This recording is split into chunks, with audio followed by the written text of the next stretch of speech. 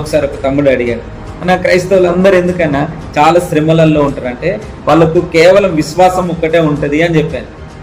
ఏంటంటే విశ్వాసం ఉండదు అంటే విశ్వాసం ఉండాలి, విశ్వాసంతో పాటు క్రియలు ఉండాలి. యాకోబు పత్రికలో రాయబడింది, ఇదిగో క్రియలు లేని విశ్వాసము మృతం అవుతుంది. అంటే అలాంటి విశ్వాసం ఉన్నది చచ్చిపోతుందంట బిడ్డ, అది చచ్చిపోయిన శవంతో సమానం.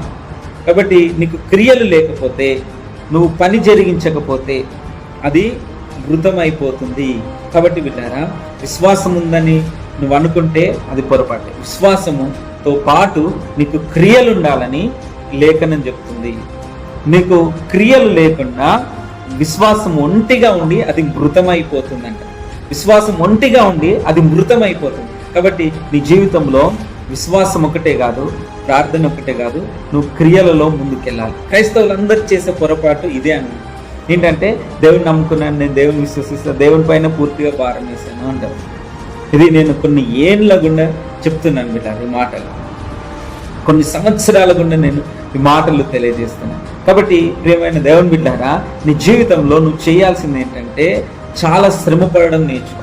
నువ్వు ఉన్న దగ్గరికి ఏది నీ దగ్గరికి రాదు, నువ్వు దాని కొరకు శ్రమ పడాలి. నువ్వు ఒక 20% 30% శ్రమ పడితే మిగతాది దేవుడు నిన్ను ఆశీర్వదించుకుంటూ వెళ్తాడు, దేవుడు నిన్ను దీవిస్తూ వెళ్తుంటాడు. ఇప్పుడు ఈ యొక్క సూత్రంను అన్యులు పాటిస్తే, ఈ ప్రిన్సిపల్ను అన్యులు పాటిస్తే, వాళ్ళు కష్టపడడం నేర్చుకుంటే వాళ్ళు వర్ధిల్లుతుంటారు. మనం ప్రే చేసుకుంటుంటే అక్కడనే ఉంటారు.